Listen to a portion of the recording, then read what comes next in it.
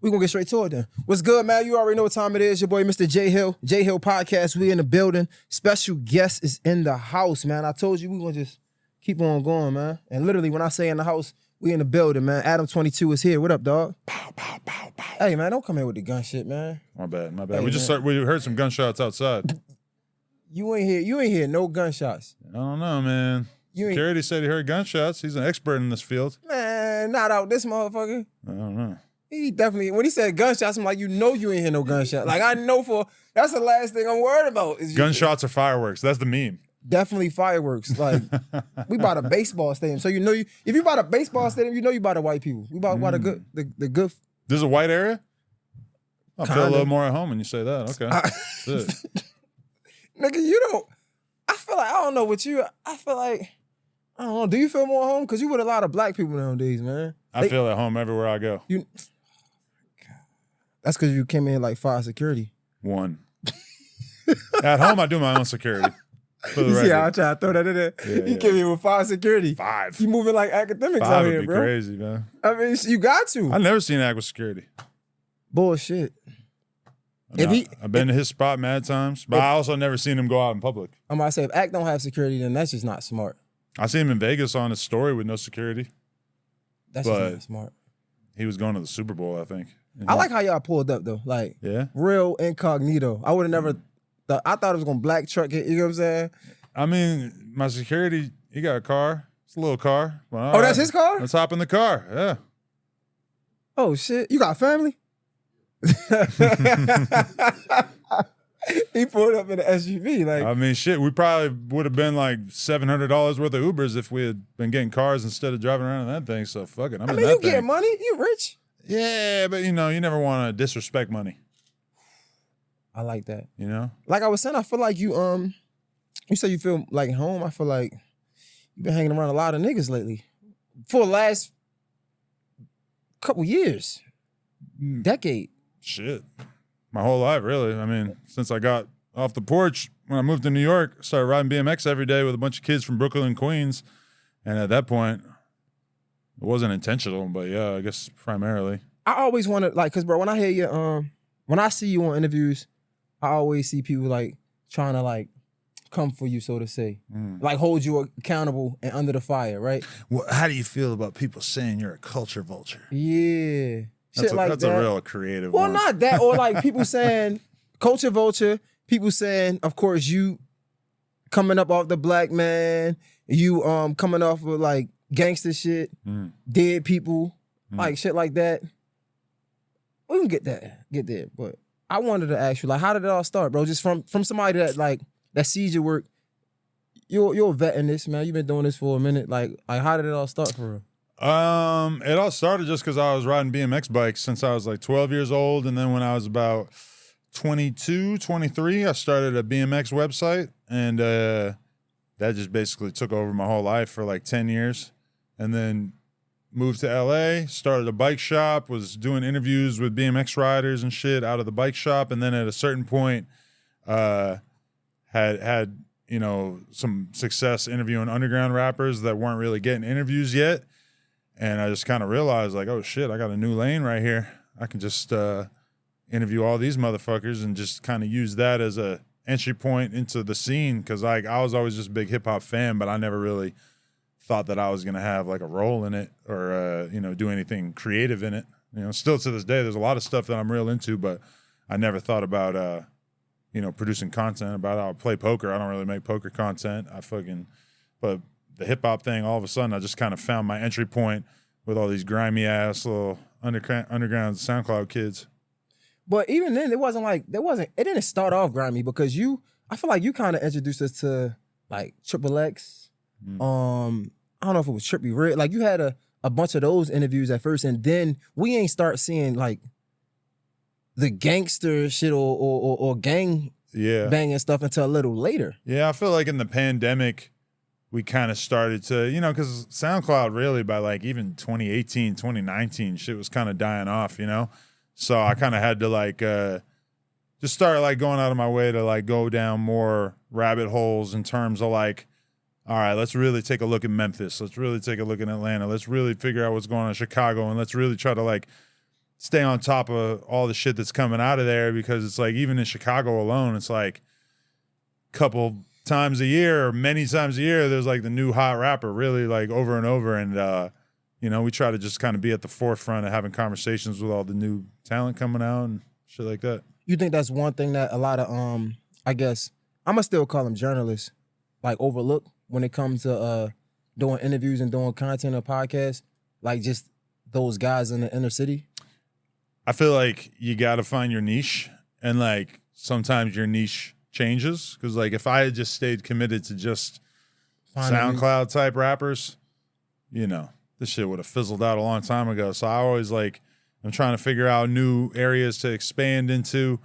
And I think that, you know, documenting what's really going on like underground level, at first that just really meant like this sort of SoundCloud scene. And then we've kind of expanded out to try to stay on top of everything that's going on in all different areas, you know?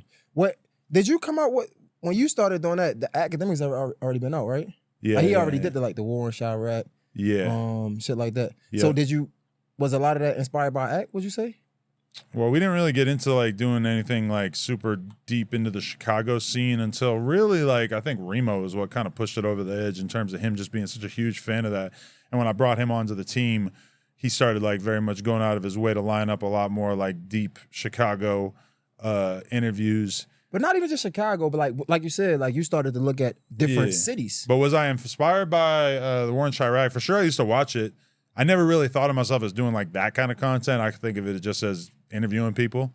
But definitely, like, I feel like one thing that makes us stand out is that we're not afraid to ask people about shit that, you know, a lot of people would be very standoffish about asking. Like, you know, if you make your gang affiliation clear in your music, we're going to ask about that. You know, if you beefing with people on Instagram Live, we definitely going to ask about that.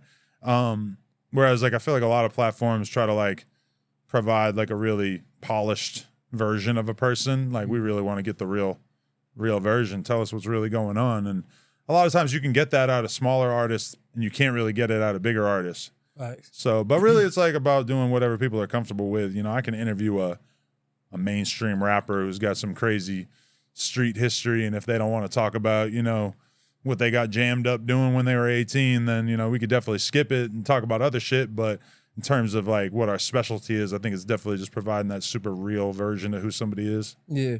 Yo, it's funny. How was you able to escape not getting caught up in the streets? Because, like, for example, like, we might joke about it, but you like, we never seen Academics like outside, right? But like, I feel like y'all talk about similar things, not exactly the same, but similar things. And it could be easy for like some gangster to want to run up on you, right? But you never got caught up in none of that. Like, how was you able to like escape that or stay away from that? I think most important thing is just that as much as I'm having controversial conversations with people, it's like very rarely does anybody leave upset. You know, usually when I do an interview with somebody that's like, the shit, especially if they're like a smaller artist or an underground artist or whatever, it feels like it's the best day of their life. And I don't really usually say things during the interview that's going to necessarily like even piss off their ops or whatever. When I think about LA, it's like there's a million different neighborhoods, a million different cliques and things going on. And I do my best to just stay on good terms with everybody and work with whatever artists are coming out of whatever areas. And, you know, you also just got to move accordingly. You know, you can't be moving around like everything's all good. People would love to get a piece of content out of whooping your ass. So you got to just be smart about it. And also, I mean, you get your ass whooped. It is what it is. Keep on moving.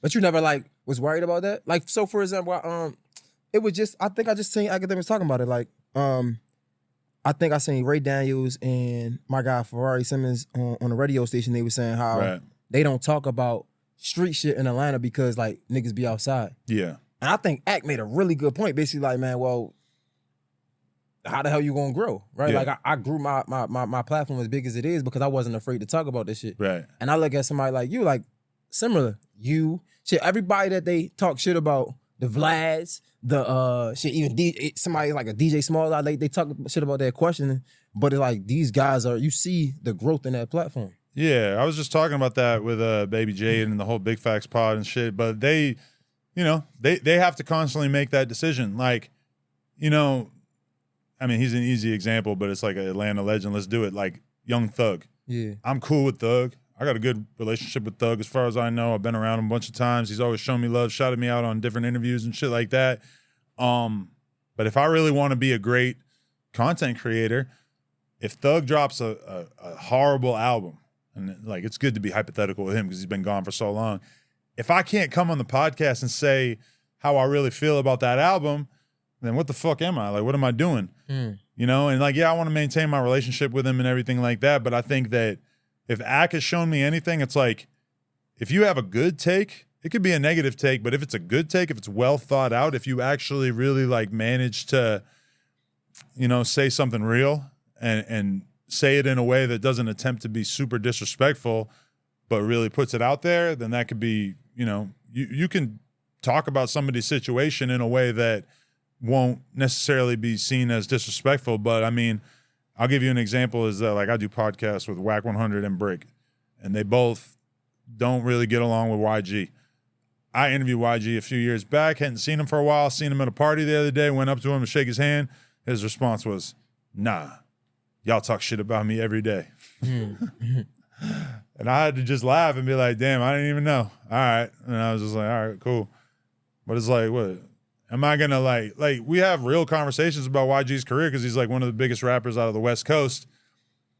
I mean, I can't really hold my tongue that much, you know? It's like if he puts out a project and the sales are bad, I didn't even listen to it. That would probably be a whole different conversation if I actually listened to it. But to me, I feel like I'm having fair conversations about him, but I understand how he could get upset because I'm sitting next to people who are basically just shitting on him.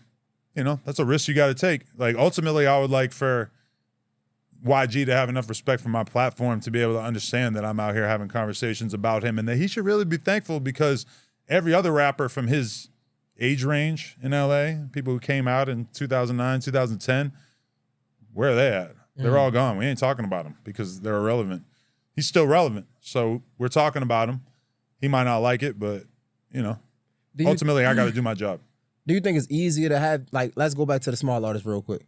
You think it's easier to have these conversations around these artists about what they're going on when you have such a big platform? Like, was you always like that even coming up, or was you a little reserved coming up and then you kind of start jumping out there? To start, I was not dipping my toe into the controversial hip hop takes and opinions pool at all, you know, because it's kind of like there's multiple things you can do as a podcaster.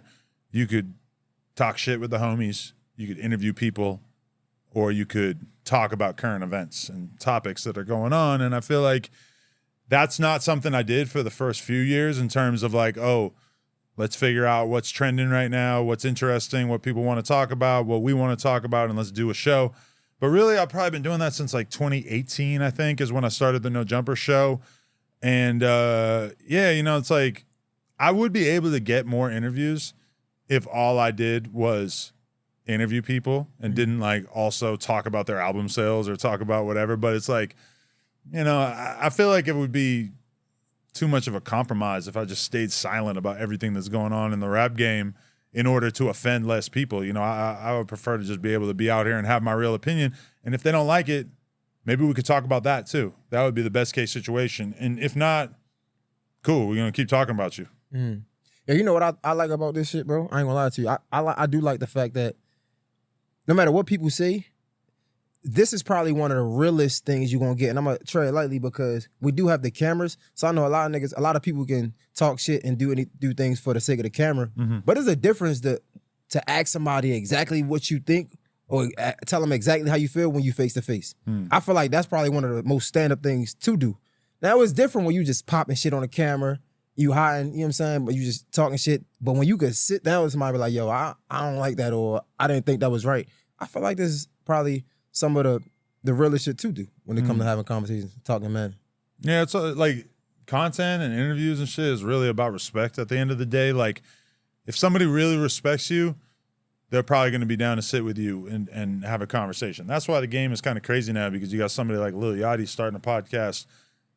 He got a lot of respect. Somebody like J. Cole, just go do his podcast, because he's, you know, these guys are kind of like music industry elites. Like, they're in the game. They respect each other as artists, and they have both achieved like a certain level of success. And, you know, that's kind of different than the come up of somebody like me or Vlad, who's, you know, involved in it in different ways, but we're not necessarily like rubbing shoulders in the beginning, at least with the biggest artists.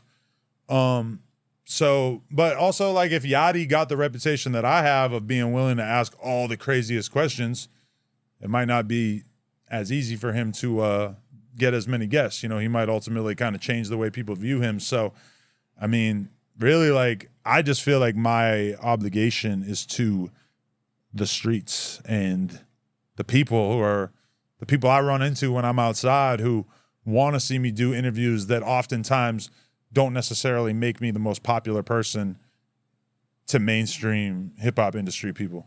Yo, you know what's funny? I'm glad you mentioned the Lil Yachty shit, because like I used to be a hater. Like, especially when it kind of like Joe Budden, anybody that was popping and did a podcast, because I felt like, bro, like I'm coming from nothing. I don't got no affiliation. I wasn't no rapper. I ain't had shit going on. I just came up just out the mud, right? And I had to think about it like, nah, bro, they should be able to do that. They reaping the benefit. They reaping what they sown, if that makes sense. Like, so like you put in a lot of work to be a rapper, so you should be able to pivot and do some other things. Yeah, and I mean, it says a lot about the podcast game changing, because when I got into the podcast game, I felt like I was starting something that was so weird and freaky and hard to explain to people because they just weren't really used to it. Because I think even at that time, like the Breakfast Club wouldn't put their full interviews on YouTube. From what I recall, there might be some exceptions to that and stuff, but even at that time, Vlad put all his clips out, just short clips. And I'm out here doing like an 1.5 hour long interview with an underground rapper, and all the comments were just, why the fuck would you talk to this guy for 1.5 hours? This is way too long. I'm not going to sit through this. Now, in this day and age, sometimes when I do 1.5 hours, I feel like I'm cutting it short. It's like, damn, I could get 2.5 or 3 if I really was patient with this guy. And now doing a podcast is so normal that somebody like Yachty could just get a podcast deal and just pop in for an hour or 2 a week and just do it, and it's no big deal. And I mean, I respect it, because it's not that big a deal. It's like, especially if you have a team behind you that can handle setting up everything, you know, it's not the biggest deal in the world to sit down and talk to somebody for an hour, especially if you already have a big ass audience of fans who love you, who are going to watch everything you do, which is pretty much where Yachty's at. So that kind of keeps the competition up, because, you know, I want to do a J. Cole interview, but J. Cole, he probably going to sit with Yachty. I get it. No, so that means that I got to keep putting in the legwork to figure out who I'm going to talk to that'll make my shit stand out, you know? Let me ask you this. Maybe not now, but let's go back a couple years, right? When did it change from, or did it change? Was it like, yo, okay, they could be an underground person, but they still, we know it's a difference. Like, you got underground niggas that still got clout. Like, I could do an interview with my guy like YG Tech, and it's still gonna go up because he got Baltimore on lock, right? But you got some people where they just famous. Was you looking for a story, or were you looking for the clout when you first started? When I first started, I was really digging in the crates. Like, I was just interviewing like anyone. You could be a random DJ, a random person who worked at a label, a random manager. Like, I was just going with whatever I could get at the time, because I felt like, oh, well, if I interview this person who, you know, has a clothing line and they want to interview so they could talk about their clothing line, and their clothing line is kind of dope, but yeah, I know it's not going to do that many views, but maybe I'm going to do this interview, and then that person's going to fuck with me, and then I'm going to be able to lean on them to be like, hey, you know that rapper that you fuck with, like, get them to do an interview with me. Yep. I was doing a lot of bullshit like that at the time, and I was doing a lot of like, that shit worked though. I mean, it did kind of work like overall, but I really like have these fond memories. I remember there was a weekend when 21 Savage first came to LA, and he did like 2 shows, like one in the OC and one in LA, and I went to both of them, and I was like DMing his manager Key early on, and she was like kind of giving me the runaround, but kind of fucking with me in terms of like, there was definitely a chance I was going to be able to get him to do an interview. And I went to both of those shows, and I lurked backstage, and I tried to get a conversation with him, and it didn't really work out, and I never got the interview. But I look at that, and I'm like, bro, that's some badass shit that I fucking took 2 nights out of my weekend to just go. And granted, I was having a good time probably. I was probably chilling with some girl, bringing her around, doing whatever I was going to do. But, you know, putting in those hours of like really just trying to make something happen, because it didn't happen, but it totally could have happened. Like, I got a Young Thug interview. 99 times out of 100, I probably wouldn't have got that Young Thug interview, but I put my neck on the line and just went out there and managed to get Juice WRLD to introduce me to him, and got one of the best pieces of content I ever got. And, you know, that shit is not something I take for granted. Like I almost kind of miss that because I probably wouldn't really have the time or like pulling up on like to just really stage, backstage type shit. Even this week, I look at it like that. Like I went to the fucking Drewski show for 6 hours, hanging out with everybody and just shaking hands and meeting people. Just I don't know if I met anybody that I'm going to interview, but at least I like got a little bit of connections to people that will help me get a little bit closer to making some dope shit in the future. I feel like, even think about that. Like when you first started, I feel like it wasn't like a lot of podcasters to look at. Nah, right? yeah. So like even now, I feel like it's great to see like y'all doing y'all thing, but it's like a gift and a curse because now, of course, it's internet, right? And I don't even call like Instagram, I call it IG for instant gratification, right? So it's like people look at like an Adam22 or Academics or Joe Budden and they don't understand the work that niggas put in and they be like, I feel like it's easy to be like, man, I want to be able to pull up to a Drewski show backstage and talk to all the rappers and shit. But it's like, bro, you put a lot of work in for that. Yeah. And I got a whole team. I got a publicist who actually thought about getting me passes to the Drewski show when I didn't even know it was happening. And like, even that's like, I mean, one way to look at it is like, damn, he's privileged as fuck that he's got a team who's doing shit for him that he doesn't even know about. Nah. And then another way to look at it is like, damn, I'm proud that I like have put together a group of people that are able to like, help me achieve stuff. The other day, we went to do the YSL Woody interview, and I forgot to tell the filmer that we were going to need the camera set up, that the studio that we rented was just audio. We didn't have camera set up. So he immediately just snaps into action and puts his iPhone on a tripod and gets the other camera going.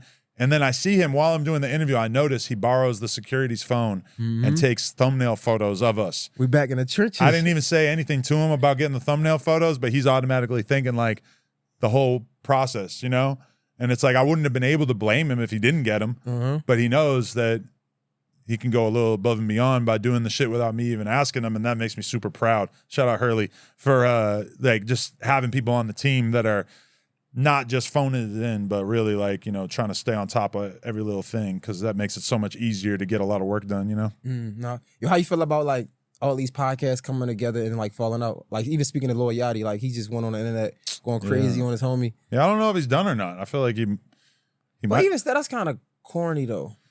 To like, bro, none of your friends' business shouldn't be on the internet, bro. Like I don't know what type time this new shit. I don't know who to believe on that because like on one hand, Yachty definitely put that Mitch fool on. Like he fucking for sure, but the blew him shit up. But I mean, also like I don't know. A lot of times you'll put somebody on and then they won't live up to it, or they'll be kind of a dick to you or whatever. Honestly, I didn't pay enough attention to that situation to really like know who was at fault. It just ended up kind of looking bad for Yachty because it happened at the same exact time as the Caribou thing. So there's like a lot of people were saying like, oh, pulling a Yachty is like doing something for somebody and then reminding them afterwards and kind of rubbing their face in it, which I think that's probably unfair, but he kind of got smeared with that as a result of those two situations happening at the same time.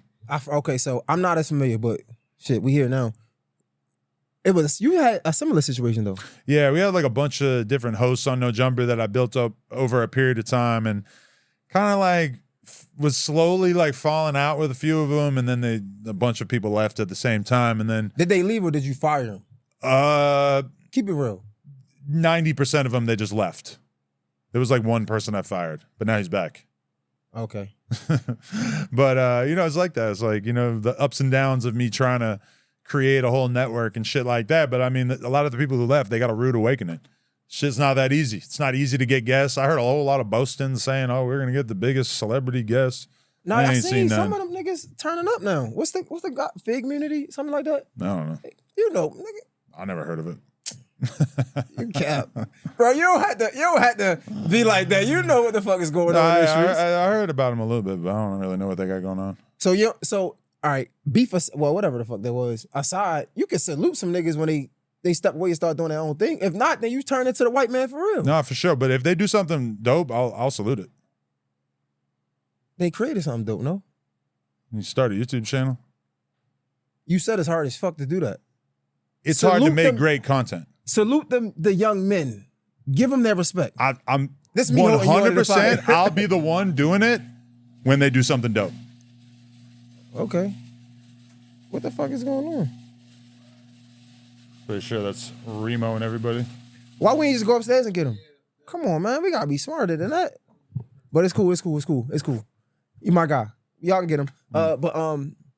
Okay. Yo, so when did you want to start like hiring people anyway to like put on your to do other shows and shit like that, do interviews? I mean, I think like in 2018, I just kind of had this like realization of me doing interviews is dope, but ultimately, if I want this platform to last, I should probably diversify. I should probably just get more faces. And especially at that time on Melrose, where I had my store at, or where we still have a store at, I was just like meeting people all the time and just kind of just like being around people. But I think at that time I was a little like slow to like really embrace people's talent and put them on camera, because I kind of felt like they had to be able to do exactly what I do, which is like be able to hold a dope, full length, in-depth 2-hour conversation.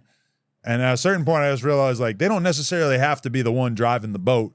They just got to be able to like rock with me and make some content consistently, you know? So, yeah, I'm always just trying to like develop talent and bring people on. It's tricky though, because it's like you'll find somebody, and the easiest thing to find is a crash out. Somebody who'll come on camera, go crazy, be there, bug out, say dumb shit, make people hate them, probably say shit that's going to make people want to beat their ass, etc. You know, just basically like people love to watch somebody implode. People love to watch somebody just fuck their life up. So that's like the easiest thing in the world to find. But you know, it's a lot harder to find somebody who can really have like great conversations over and over and over for you know, years to come. But yeah, I'm always just kind of looking for people who are capable.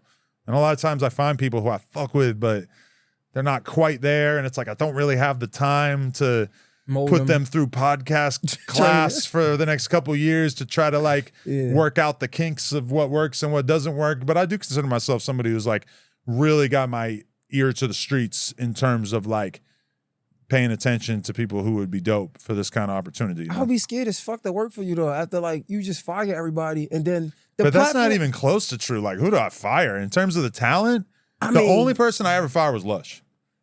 And then, bro, and then we work things out. But Adam, you can't ignore your platform. It went from like dope interviews to like almost a reality TV show at this point. Yeah, and like niggas but I feel like camera. that's not really like. I feel like that was just the result of me putting a lot of people on camera. I don't really feel like I did a lot to like inspire the drama and the reality show side of it, because to be honest, if you look at No Jumper for like the last few months and shit, it's like there's no internal conflict. Even if you really look at it for like the last year and a half, there's very little like internal conflict. It's just people will have opinions about, you know, celebrities and public figures and they get into it. But I mean, the narrative that I like have fired a bunch. Yeah, but I mean, like camera. But that, like, you saw my reaction when they started fighting. Like, I 100% did not see that coming.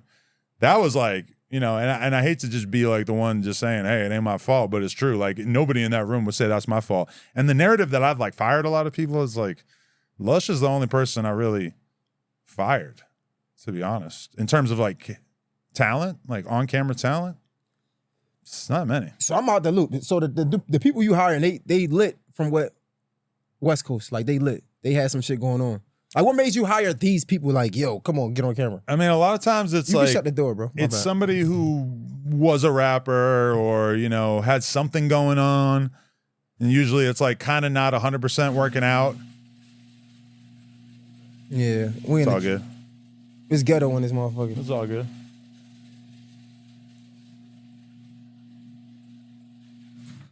So, you know, I'll just kind of, I mean, it's tough. Like, it's honestly like really hard to find people. You'd think it would be easy because just being a rap fan, you end up meeting a shitload of people who basically like know a lot about rap, and they're cool. They're cool to hang out with. They're funny. They're you know, they got some good opinions from time to time. And then you put them on camera and you really just start to pick them apart of like everything that they're good at, they're not good at. It's like, there's so many things that are liabilities. Like, you know, it's like you put some kid down and we're going to do a podcast. And then at some point you realize he doesn't know anything about G-Unit. He doesn't know anything about Dipset. It's like, it's cool to be a hip hop fan and not necessarily have encyclopedic knowledge of everything that happened before you. But it's like, I can't I'm not going to be able to have a podcast to the best of my abilities with somebody who doesn't know at all. Basically, all the shit I know. So it's like that's kind of a tall order. That's not. So I was. But ignorance is not cool on in a podcast. It's not. So it's like you could have a strong wrong opinion about G Unit, but if you just don't know, oh yeah. It's like the conversation just screeches to a halt. Yeah. Fuck, I need to find somebody else to talk about this with. No, you're right. And it's not like, Brick Baby's sitting right over here now.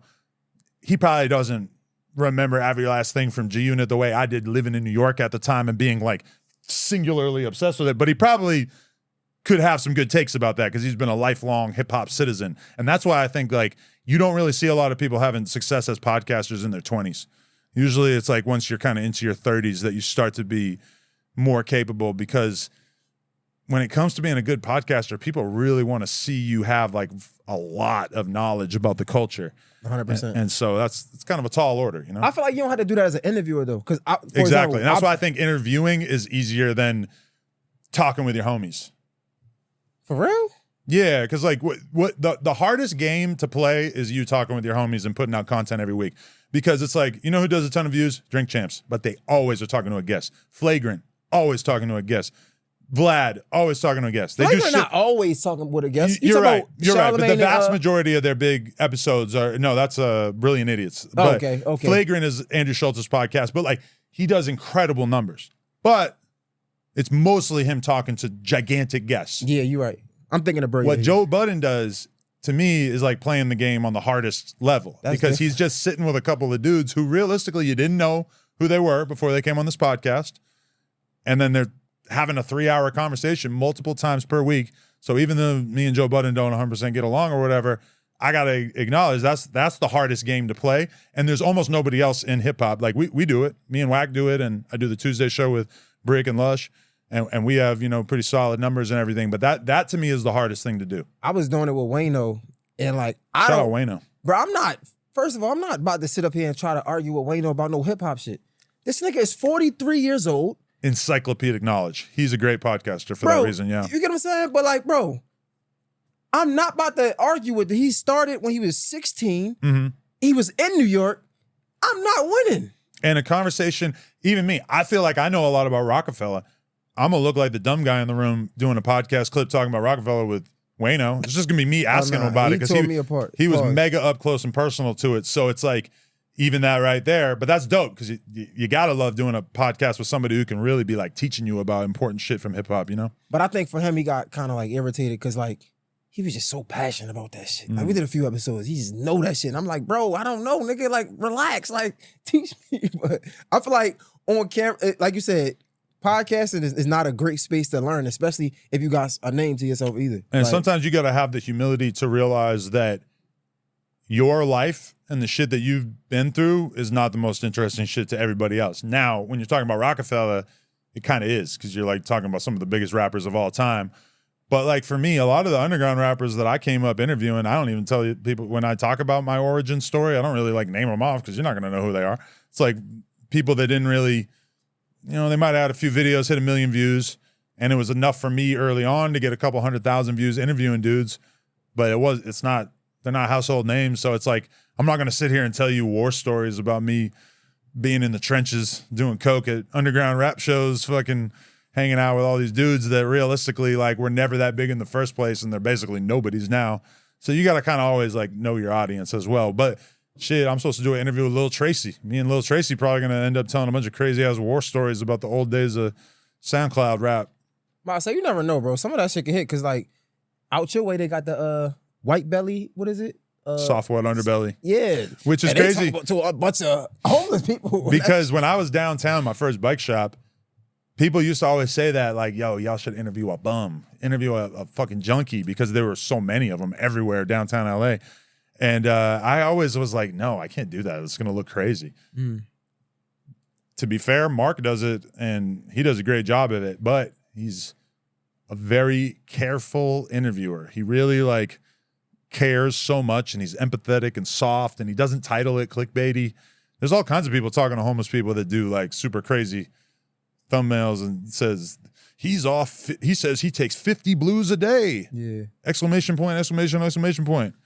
That shit is like, I mean, shit, I kind of respect it because I get stuck watching it once in a while. Don't you do a little bit of clickbait? Oh, yeah, for sure. And you get shit. Like, isn't that the whole, what I'm going to ask you, because I'm not going to assume. What was the issue with you and Joe? The issue, there's like so many levels to it, but like the initial. Give us the origin. We were always cool. And then I went on his podcast and he really tried to like do the thing where he like went in on me about doing too much street shit and talking about federal ass questions or whatever. But that was fine. We were still cool after that. But then I think he got mad because I was doing a little like celebration victory lap on the podcast a little too much, talking about how I whooped his ass on the podcast, 4-on-1 or whatever, because it was like a bunch of dudes and me.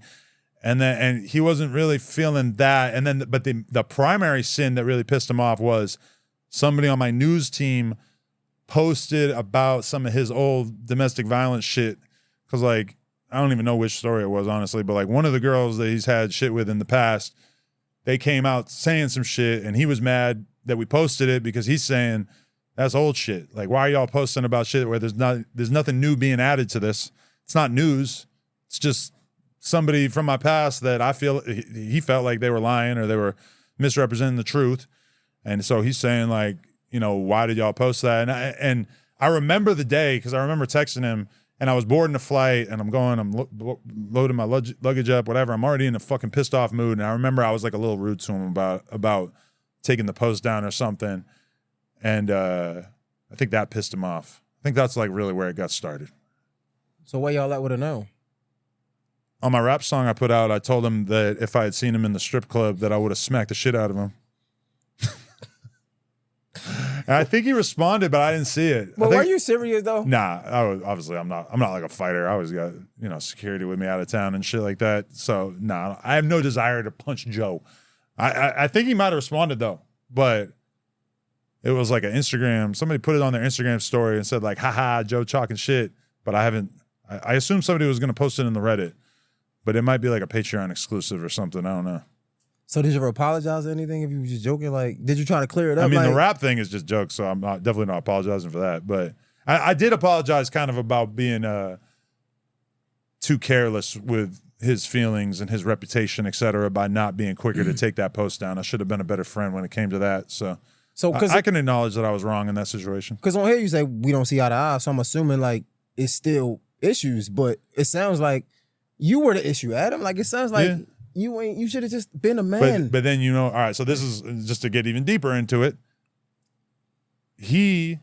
When I was going through shit, when I'm getting exposed or canceled or whatever, when all those dudes left the podcast, he had an AMP radio show, the Amazon thing. Mm-hmm. He gets on my ass like, yo, you haven't talked to anybody about this? Do a conversation with me over the phone about it for my AMP radio show. And so I did it. And I had multiple people in the music industry that I trust tell me not to do it. Just hit me up. Like, don't do that shit with Joe.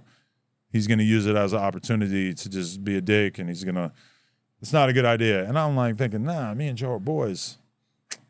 I should have listened because he definitely took it as an opportunity to not treat me with a kind hand by all means, which, to be fair, given how that Instagram post drama went down, I can't really 100% blame him. So I got to accept responsibility for even him doing that, But also, even like I was going to ask about the integrity piece. Because I feel like, again, bro, I'm not here to judge your platform. I think you did a great job. But far as, I feel like people challenge you when it comes to integrity of hip hop, right? I feel like you run your shit like a business. Who knows? Joe could have been running his shit like a business, right?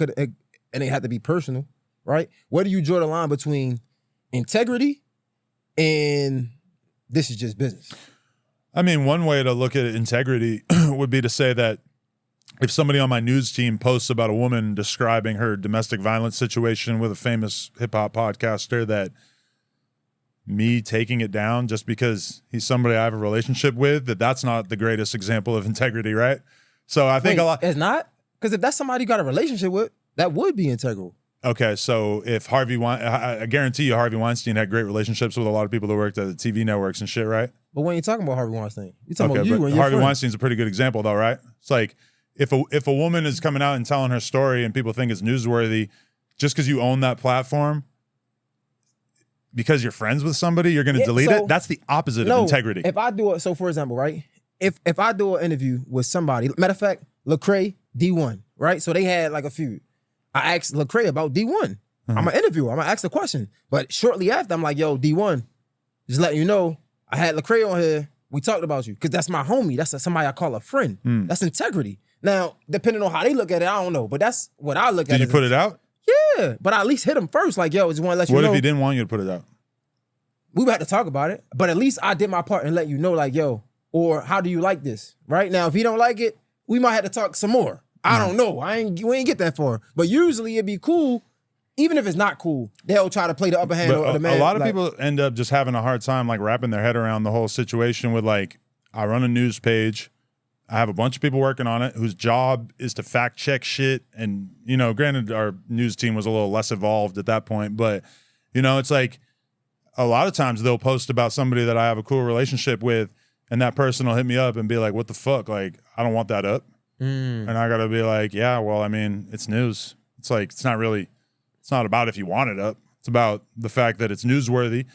And, you know, it gets really complicated when you're talking about shit that is like, you know, domestic violence or assault or whatever, shit that like really could permanently smear somebody's name. And that's why it's dope to be able to do interviews where you could, in theory, like be able to get the right version of the story and be able to drill in and ask all the questions you want to ask. But a lot of times when it comes to the news shit, it's just spur of the moment. Like we're just posting shit, like, you know, and you don't really get a chance to dig in the deepest that you want. But it's also like, you know, if there's somebody on my team that thinks it's really newsworthy and they end up putting all this information together and making the post, when do you take it down? What red flags have to go up in order to take it down? Because the standard can't be, I like the guy. Yeah. Because if I worked in the movie industry or whatever, I probably would have liked Harvey Weinstein. Not to say that Joe's like Harvey Weinstein, but, you know, Harvey Weinstein was able to pull all kinds of switches and levers to get stories killed before they came out about him for years and years and years before it spilled over and it was unavoidable. No, I mean, I'm listening. I it's think a tricky you're right. situation. How do you even, because I think that's the most annoying part about doing these interviews, because you sit down with somebody, you have a great conversation, even if you talk about some shit that's trending, even if it's not that bad, they want to pull it. And it's like, bro, come on, son. Like, and then you the bad guy when you don't want to pull it. So I get it. How was you able to navigate through that? Do you just not pull nothing? Because I'm pretty sure you had rappers or artists like, yo, can we take that part out? It's like, bro, what? It is weird because it's like, if it's newsworthy and it's not hurting anybody. Now I can understand, like, you know, there's shit, I just thought of a rapper. I do not always show the integrity that I might sometimes feel like, you know, it's just never that simple. Like there's a rapper that I can think of right now, and we got a cool relationship. And there was, you know, his girl went on a crazy rant at one point talking about him beating the shit out of her. And I, you know, it's somebody close to the brand, somebody that like I respect and I fuck with a lot. Probably nobody would guess it. And I told the team, like, I don't want to cover this one because I know this bitch and I know they're getting back together. And sure enough, they're back together.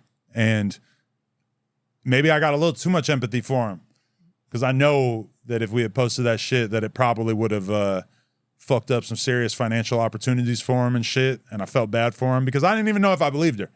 You know, just as like a person close to the situation, I was like, you know, it really feels like she's just saying everything. So, I mean, I feel like you saying somebody that we all know. Yeah, I don't even think you know what I'm talking about, but the girl. Some of them might put it together. The girl's not famous. Oh, I thought you was talking about the chick that did millions of dollars on OnlyFans. When she came out and said her boyfriend was beaten up, then they got back together. Oh, Bad Baby. Yeah, that's what I thought you were talking about. I ain't seen her in a while. Yo, how the hell you get into porn? Shit. Like, bro, and you getting mad shit for this, but I feel like this is like something that you just been doing. Like, what the fuck? Like, yeah, I got into it like when I met my girl. You know, we just kind of slowly got into it together, just being freaky, just getting it in. You know, horny motherfuckers. Yeah, exactly. But how do you feel about like people like? I've seen you did the conversation, the 4 hours conversation with Act, right? And the other guy that covered the Trap Lord Ross. Yeah, bro, you must got like when you talking about like what is it called? Hard skin? Pause. Elephant skin. You ever touch an elephant? Nah, I haven't. Feels fucking crazy. Bro, it's crazy because like you got niggas saying, yo, let me fuck your wife. Bro, that's crazy, bro. Like you allowing a nigga to fuck your wife. But you gotta understand that that's just when you're in porn, the whole idea is to create a fantasy for people. No, but your peer saying, all right, then let me sit next to you, be like, he's a fan. He's horny. Bullshit. What am I supposed to tell him? We're out here making content to arouse people. And I can't, it's different for me because I'm in this world too. But it's like, you can't blame people for having this kind of interest in people when everything you do is meant to create excitement around the sexual content. Like, Ack hit me up saying that he was not going to report on it when she did the scene with another dude. And I told him, like, the black guys, I'm like, hell no, you got to report on it. Like, you got to. And he outdid himself. He fucking did a whole reaction stream or whatever. Honestly, I didn't really see it, but I heard it was hilarious. So, I invite that shit. The whole point is to get media attention. And that's what a lot of people don't understand, like YG not shaking my hand, is that media attention is a goddamn gift. As soon as that shit, like, let's say you fast forward a year or two and nobody gives a fuck about YG anymore. He's going to be sitting there thinking, God damn, I wish that motherfuckers would report on me. Facts. Because there's a lot of people out there. Shout out Bandman Kevo. From talking to him, I realized how much value there is in paying people to talk about you.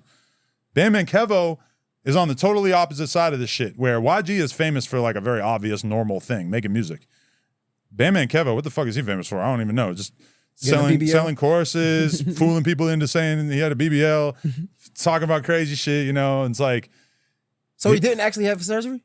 He had the surgery, but a BBL is where you put the fat in your ass. I mean, we know that, but we call it BBL now. Right. But for him, he's been paying Say Cheese, he's been paying No Jumper, he's been paying all these pages to post about him for years and years and years.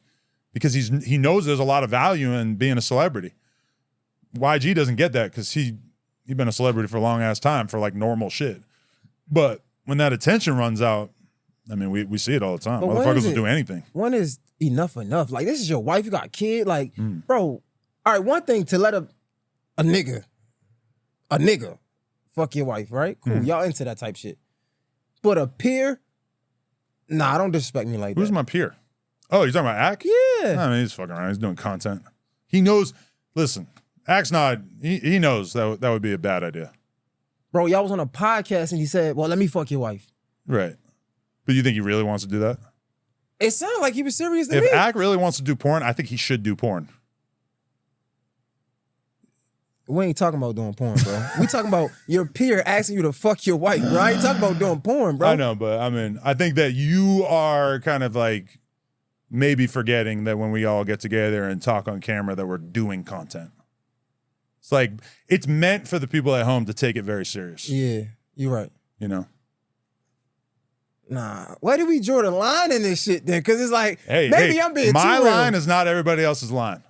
What's your line, bro? I mean, shit. You guys see it playing out day to day. So you'll do, like, you really, Joe started this content over everything. You really COE, for real. No, not at all. What won't you do? I mean. What's the line for Adam22? The line is forever fluctuating. I don't know what the line is. No way, bro. So you don't have a soul? No, that's not true. I just told you the line, that there's a line.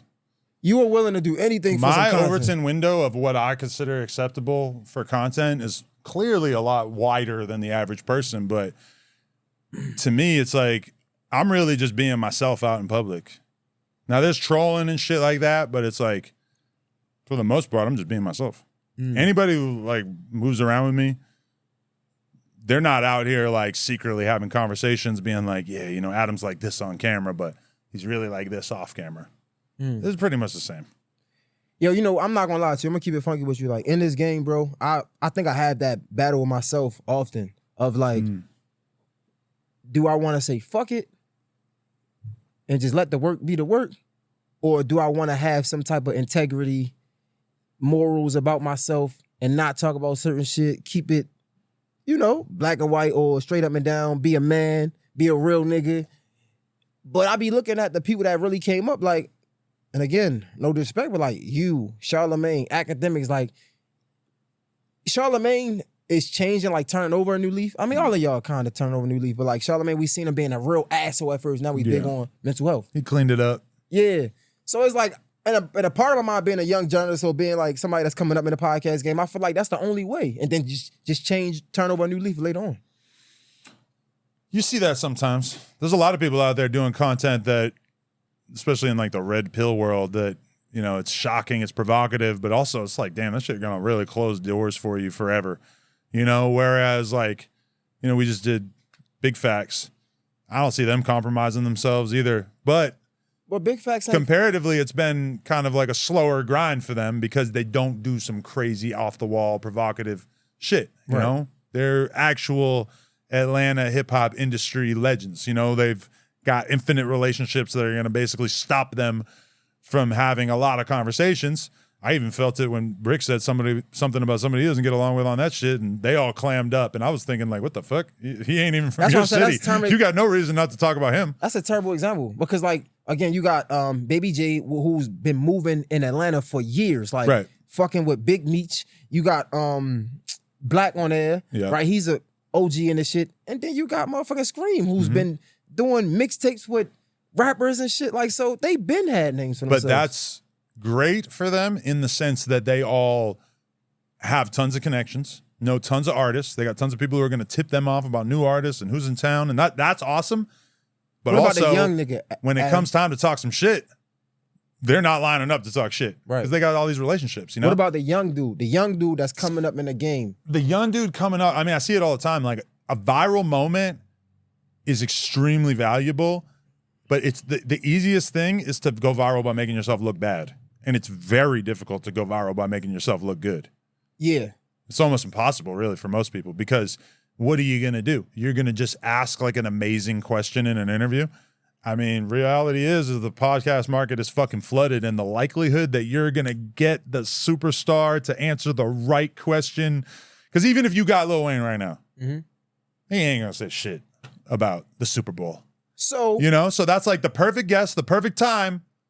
But he's probably not going to give you the perfect answer to the question. So what I will say is you don't have to ask it that question. So, but that's the best question. You don't have to ask. That's the viral question. So I did an interview with T.I., right? Yeah. I'm not going to say exact. We talked about some shit, and I got an answer. And granted, he looked at it after and asked me to take it out. But was it about his time with women in the past?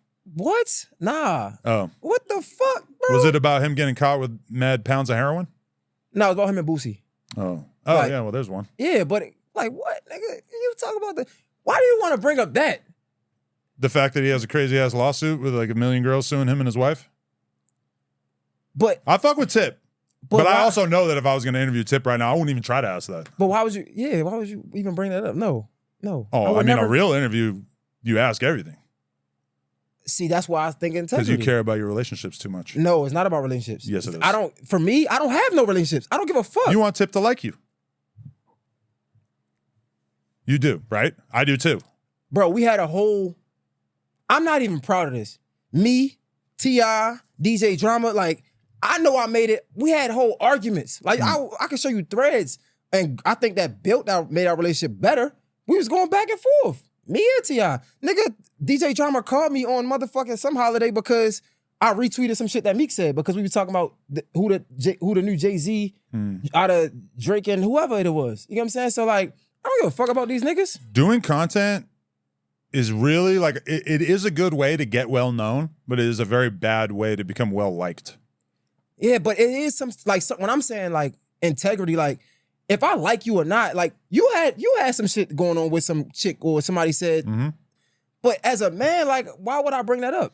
That don't got nothing to do with got nothing to do with like interviewing for that. Some shit just shouldn't be brought up. I'll put it this way: like a real professional, like interviewer who wants to provide the complete package. Me and Vlad have a great relationship. Vlad, the first time we ever did an interview, he asked me about that shit. We've done 10 interviews since then. He never brought it up.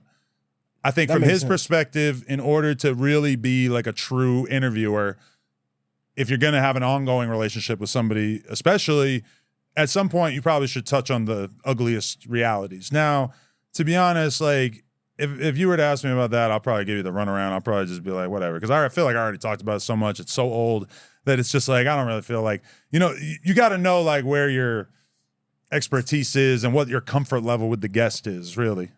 That's what I don't like, though, bro. That's another thing I don't like. I feel like a lot of these celebrities, bro, and maybe it's because I'm coming up and I'm not patient enough, but I feel like a lot of these celebrities, they don't respect the job. especially from somebody that's coming up. Because there's a lot of questions that I'll ask somebody that's like, I've done interviews with a lot of people, and I'll notice that they'll answer the same question that I asked if it was Nori, or if it was Joe, or if it was Act, because they respect that platform. They see it got somewhere. Whereas though I'm coming up, it's like, I ain't giving this little nigga that. I'll give you even the most extreme example is I seen Jay-Z doing an interview with like Larry King.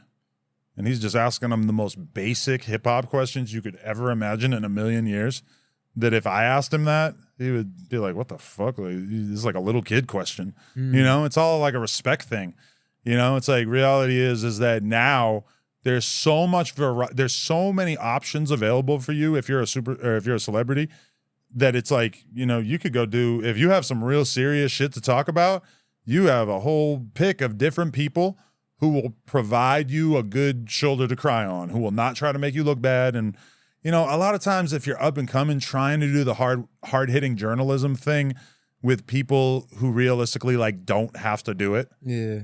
It's just, it's a good idea, but it's just not really going to work that much because so many people are just going to be like, nah, fuck this. I'm not, you know, a lot of people like, they don't want to feel like hoodwinked. They don't want to feel dragged into a conversation that they weren't ready for. But I'll give you an example. Like I interviewed this dude the other day. It was like a white guy, Johnny Mitchell. He got a podcast where he interviews shitloads of like criminals and gang overlords and cartel bosses. He did prison time for trafficking marijuana.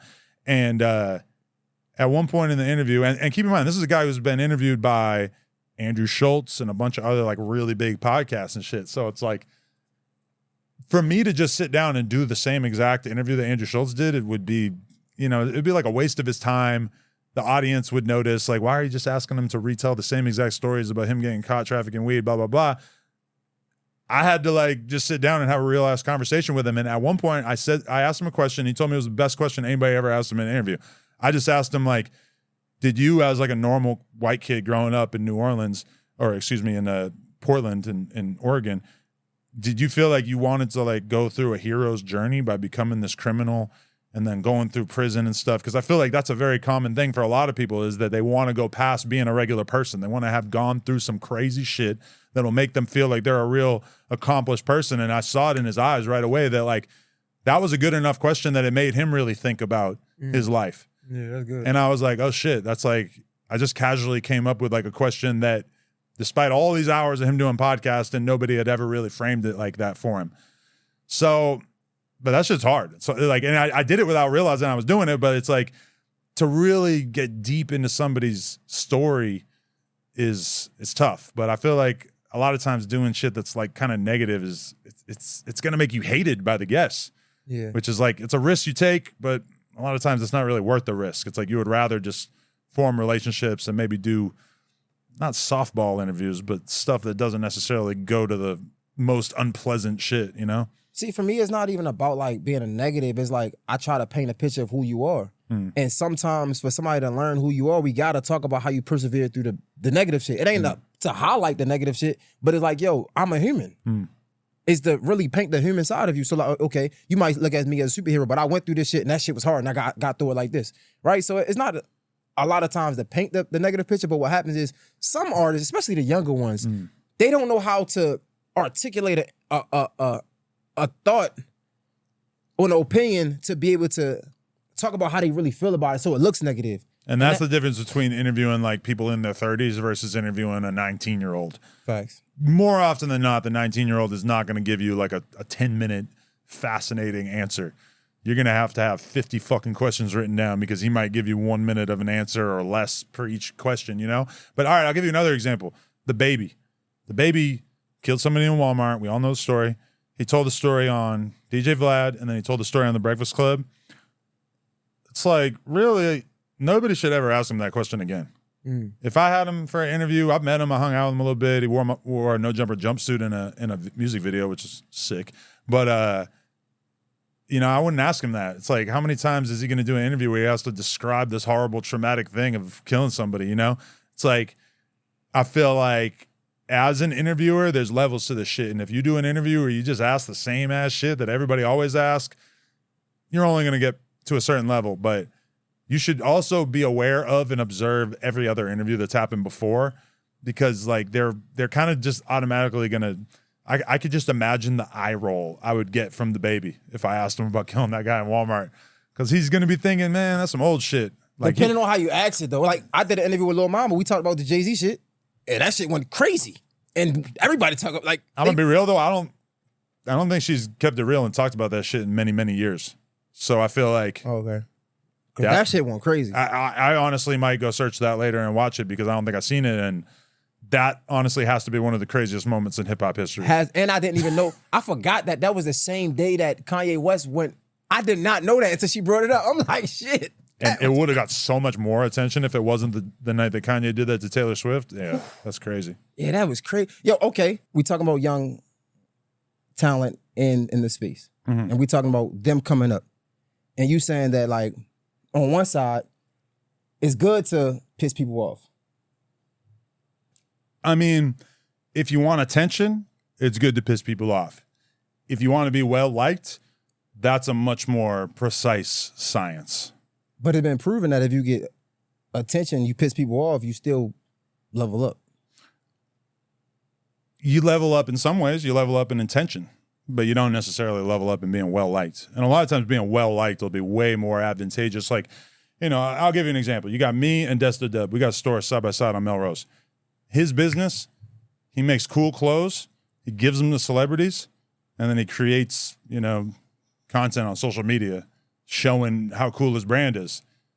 It's easy as fuck for him to be well-liked because he doesn't have to get on camera and talk about why he doesn't like somebody or talk about some drama or whatever. And I admire that. Mm. For me, it's like a little different because at least the path that I've chosen, it's kind of like I got to get on camera and talk about everything in the culture.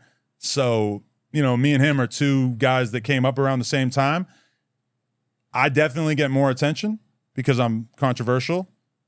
He's definitely more well-liked because he doesn't, you know, he just does good business. He makes cool shit. Light bulb. Real time, right? I'm going to edit everything out, right? But in this time, it's easy to, let's say, not have integrity, right? And those moments, what matters the most to you? What moments? The moment we just had. Let's say you say, edit some shit out. Mm-hmm. It's easy to be like, nah, I'm gonna send this to look at his reaction, right? Yeah. But the integral thing to do is like, nah, bro, if that's uncomfortable for him, bro, like, why would you? That's to me, to post that is corny. You don't do that. But we've seen people come up in those situations. But doing an interview with somebody and like basically like respecting their wishes about what they want to talk about, I kind of feel like that's like bare minimum for a podcaster, right? Because it's like, as long as two people are like consensually making content together, they should respect each other's boundaries. And even like in a situation like, you know, Black China walked out on me. She didn't ask me to not put it out. She just kind of accepted that it was what it was. She probably knew right away it was going to be viral, you know? And it's like, if she had asked me to not put it out, it would have been a weird decision because it's kind of like, well, you wasted my time. You got me to do a damn interview and then you walked out after 10 minutes. It's kind of like, I almost just feel like dropping that anyway because, you know, but it's like, and also probably that's the end of my relationship with Black China. Now, if I had given her the most softball interview possible, me and Black China might still be like this, you know? We might still do content sometimes and shit like that, but it's kind of like, you got to choose that path during the interview of like, do you want to create a spectacle or do you want to maintain the relationship? I guess the way I look at it is like, I don't care about neither. It's about me. And like, how, like, do I feel good about that? Like, I did an interview with somebody, they was like high as hell, and I didn't post it. And I'm like, yo, let's do it again. We did it again. They still ain't support me and no collab post or nothing like that.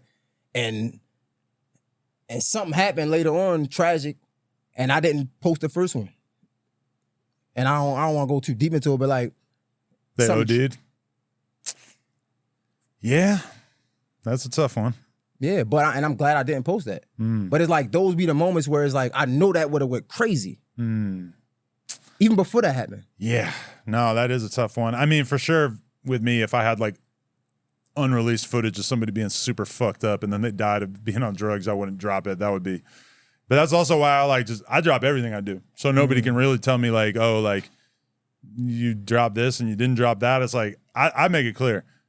I don't give a fuck if you're my best friend. If you crash out on the podcast, we're posting it. Because especially if it's live. I mean, if it's live, then it's like it's out of our hands. It's like I don't even have to post it. It's going to be everywhere without me posting it, you know? But yeah, you just got to figure out like what makes sense to you. But I wouldn't encourage people to just like burn every bridge for the brief glimpse of clout. You know, it's not really worth it. Yeah, you said, okay, pivot off of that. You said Kendrick Lamar should drop, Drake should drop the hardest diss song right after Kendrick Lamar performs at the Super Bowl. Right. I think that's the only chance he has of making that moment about something besides just Kendrick smearing him and destroying him on stage to 100 million people. It's like, I feel like Drake might be wise to harness that moment and drop the best shit that he ever dropped. Okay. For me, I don't really give a fuck about the diss. But do you understand what's happening? Like, do you understand? Because you hip-hop commentary. Do you understand how the people are feeling right now about Kendrick Lamar performing at the Super Bowl in New Orleans? Yeah, I think they're fucking upset. What, you think they're happy? No, I think they're upset. Yeah. I think that the initial reaction, actually watching this play out over the last couple of days, was like, fuck yeah, Kendrick at the Super Bowl. That is sick as fuck. Then everybody starts immediately thinking like, well, it's New Orleans. It's in New Orleans. New Orleans has a beloved musical history. There's all these greats, and we would love to see them on stage at the Super Bowl. And then we start thinking, well, why Kendrick over Lil Wayne? Oh, wait, who's in charge of the Super Bowl? Oh, Jay-Z. How's Jay-Z feel about Drake? Oh, shit. So we're like 2 days removed from that, or maybe 1 day removed from that announcement, and already the fucking public opinion of it, I feel like, has changed so much. Now, granted, like the average hip-hop fan might not be deep enough in the weeds to be like giving a fuck. They might just be like, oh, Kendrick at the Super Bowl, that's cool. But shit, today alone, you see Nicki Minaj and Boosie unloading on Jay-Z. Now, granted, they didn't really say Jay-Z's name because I think they live in fear of him. I don't know what's up with that. Bro, he's the boogeyman. He's the real boogeyman in this game. And I've seen it before, too. I had somebody tell me that they were doing an interview with the whole ASAP mob back in the day. And somebody, like the host, made a little joke about Jay-Z, and they all just silent. They all knew. So maybe I should be more scared of like the industry. Because I'm like, even me, Jay-Z never did nothing for me, and I still like really hesitated before. I was thinking about tweeting some shit about how Jay-Z is the boogeyman, and then I was just like, you know what? Damn, I don't know. He got that Jay Prince aura, but for the whole industry. Jay Prince is that for the streets more, but like really, Jay-Z got that for the whole fucking world. Yeah, no, you're right. Everybody's scared of him. It's like my favorite rapper all the time too, and I'm scared of him. I'm gonna be straight up. I just think, I don't know. I didn't like the decision because like, bro, why not? We had LA, we had the Super Bowl in LA, and we had a whole LA tribute damn near. That's what I'm saying. Why wouldn't it be Lil Wayne? You could just put Master P, Juvenile, fucking Lil Wayne, not to mention bringing out Drake and Nicki Minaj and throwing the whole Young Money, Cash Money thing in there. I mean, they could have made a movie.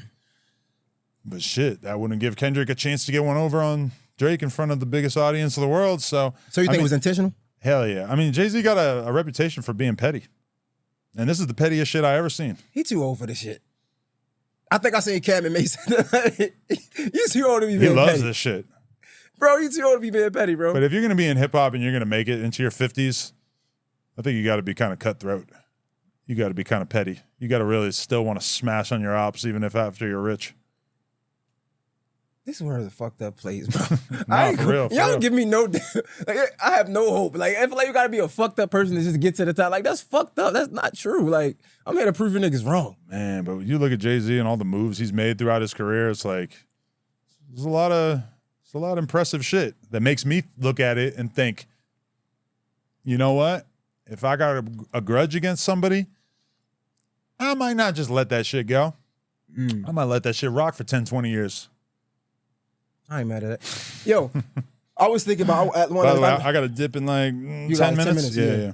I'm gonna ask you because I ain't never get a chance to talk to nobody about this. When you look at the those little lists, like the end of the year list, like complex list, do you feel like is validity in those lists?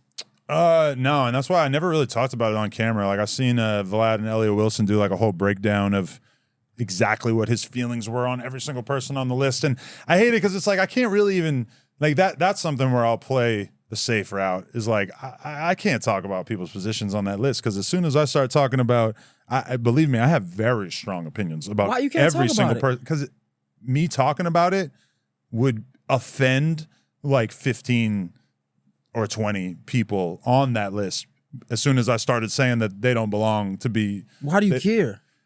Because I have like real relationships with these people. So you don't, okay. So you don't care about. But not relationships that are so secure that I could say like, you're not in the top 25.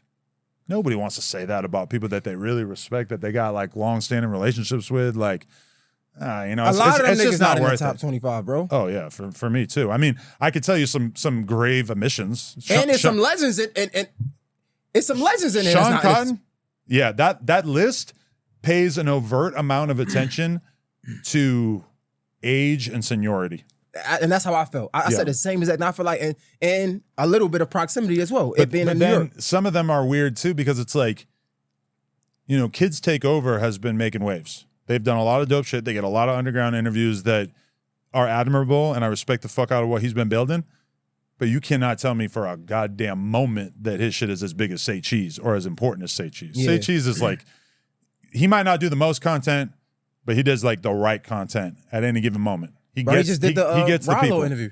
Right, he did Rollo, he did Fulio's mom, he did, I can't even think of everything. But, you know, there's always somebody I want that Sean Cotton manages to weasel his way into getting first because he doesn't do that many interviews. So he can just hop on a flight, boom, he's in Florida. He's interviewing this person that if I wanted to interview them, I would have to cancel 10 interviews on my schedule to go get that interview. And I think he also does remote interviews, which is a major cheat code that Vlad kind of originated, you know? And I was gonna say, I feel like Vlad fucked the game up with paying niggas like this. Yeah. I asked to get an interview, like, yeah, so you got it. Like, bro, I'm just starting. I don't got no $20,000 for you. That's what they told me when we were coming here. Remo said, honestly, he's like, I hit up a bunch of people. They all want to get paid. He said, even No Neck J want to get paid. Damn. I get paid to do interviews, but like, that's, if you like, I don't know, trying to promote your business or some shit. I feel like asking for like 500 or 1,000. Let's normalize asking for like an amount of money that's enough for you to get like the big body Uber and Zaxby's after. Yeah. You know, it's so often that somebody is supposed to do an interview and it's like 10,000. I'm gonna have to get like 2 million fucking views to make it worth it. You just did an interview. It got 200K. You know, even 1,000 is a shitload for an interview that's gonna get 200K. But then it depends on the platform. Like we just seen Marlon Wayans like talking popping shit, but then he go on Shay. I think they had like 3 million. I think. Yep. It really depends on the platform. Which still might not hit the 40K that was requested. Right. You know, well, almost certainly wouldn't hit 40K. Although Act told Vlad that you get better ads when you're a big channel like Club Shay Shay, and that those ads sometimes can pay way more than the ads that we get. When I heard that, I was like, oh shit, I never even thought of that. So, you know, but ultimately, like, all right, look at and that's why I'm gonna leave you with this. The most important thing, yes, you can build a platform. That's very important. You have to build additional businesses that run alongside, because Shannon Sharpe, let's say, like, hypothetically, let's say he had to pay 40K for that interview. It's all good. How much is he getting from the liquor sponsor? I don't think he paid shit.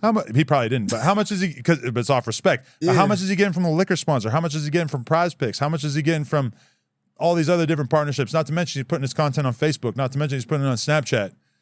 He probably could have paid him 40K, no big deal. But he probably did it off the love. But like, you have to have all these different parts of your business humming along in order to even be in this game. Because I see what's happening to a lot of my peers, like people who are hard asses about not paying for interviews. Some of them are kind of getting left behind. And I shall not name names, but like interviewers. Yeah, I mean, I think that's, I ain't gonna lie, I feel like I don't got it, but I feel like that's my next level. But it's like, bro, I don't got no motherfucking, I don't got it. You know what would be the best thing? Is if you could do a YouTube video, do it as a collab post on YouTube, and you figure it out in the back end. What you mean? Like, you know, say I'm going to interview fucking that No Neck Jake or No Neck Jay. And they get paid too. And instead of me giving them money up front, I just say, hey. You get 80%. Boom, we're going to do 50-50 on the back end. That's so, it's funny that you say that. He could get paid for it forever. That's hard. That's hard. Because the accounting would be too much of a pain in the ass for us to do that. Because then it's like a year later, what, I'm going to send them a check for $10 every month. Yeah. You know, it's like, but if you were able to do that on the back end, because that's how it is in music. I was going to ask you Bees that. and Rilo do a song together. It's like they don't have to worry about like how are we going to split up this $50K that we made from the song. That's crazy. all It's done funny through because TuneCore and like shit. I was going to ask you like if you could plug me with somebody and I'll give you a rev share, but it's like how do you even? You can't even. Yeah, but I feel like YouTube might do that at some point. They got to. It makes sense. Yeah, But man, I appreciate you for pulling up, bro. I know you No, got no a doubt. flight and shit. Yeah. Hopefully we can do this again. I got way more questions, bro. For sure. Like, but let's do it, man. I appreciate it. already, Adam22, My guy. J Hill Podcast is a wrap. We out.